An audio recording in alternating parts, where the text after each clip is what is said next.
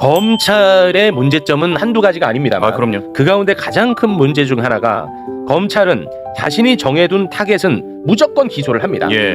그리고 이제 무죄가 나옵니다. 무죄가 나오면 자신들이 또 틀렸다는 걸 인정하기 싫으니까 그거를 또 항소합니다. 네. 그러다가 결국 뭐 상고부문까지 가가지고 무죄가 나오면 그 당사자는 무죄가 나오더라도 이 사람은 돈 잃죠. 형판 잃죠. 삶이 피폐해지는 겁니다. 그 완전히 그냥 인생이 아작이 납니다. 예. 자, 그러면 이거 억지로 기소해갖고 억지로 항소하고 끝까지 싸웠던 검사는 결국은 틀린 게 되잖아. 그래도 검사는 책임지지 않습니다. 예. 책임지지 않는 게 중요한 게 아니라 거기까지 가는 동안에 인정받아 오히려. 이미 얻을 건 다 얻은다고. 예. 그런 잘못된 이 검사들의 사고방식이 지난번 법사위에서 박상용을 통해서 어느 정도 좀 우리가 엿볼 수 있지 않았습니까? 네. 김성태 회장, 이화영 부지사, 이재명 전 경기지사 공소장을 본인이 작성했습니까? 이화영 부지사 확정 판결 나온 공소장은 제가 작성에 참여를 했고요. 그다음 지금 현재 진행 중인 대북 송금 사건 제3자 뇌물 사건에는 제가 참여하지 않았습니다. 그 세 사건은 왜 시기도 다르고 횟수도 다르고 장소도 다르고 액수도 다르고 수령자가 다릅니까? 그게 그렇게 다르다면 무죄가 나오지 않겠습니까? 변호인으로 참석하셨었죠? 이재명 전 지사를 조사할 때도 변호인으로 참석하시지 않으셨습니까?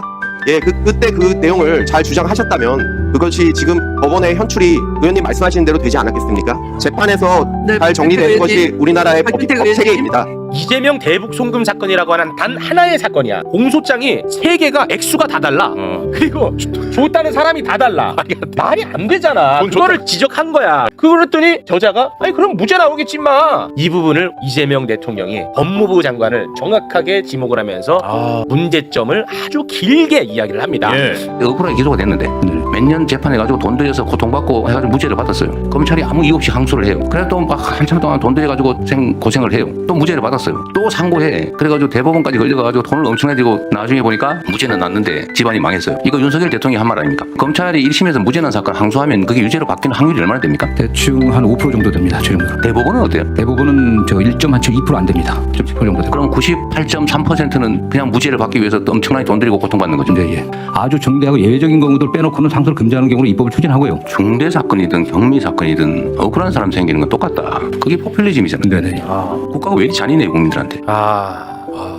재판이라는 것은 나쁜 놈들을 잡아넣기 위한 절차가 아니라는 거야. 실제 나쁜 놈들을 잡아넣을 목적이라면 가장 빠르고 가장 효율적인 건 검사가 그냥 나쁜 놈들 수사해갖고 검사 그냥 집어넣으면 돼. 근데 왜 굳이 한 번 더 재판을 받게 해? 그래서 재판이라는 것은 나쁜 놈들을 잡아넣기 위한 절차가 아니고 국가폭력, 국가의 권력에 의해서 억울한 사람을 걸러내기 위한 제도라는 거야. 그게 재판이라는 거야.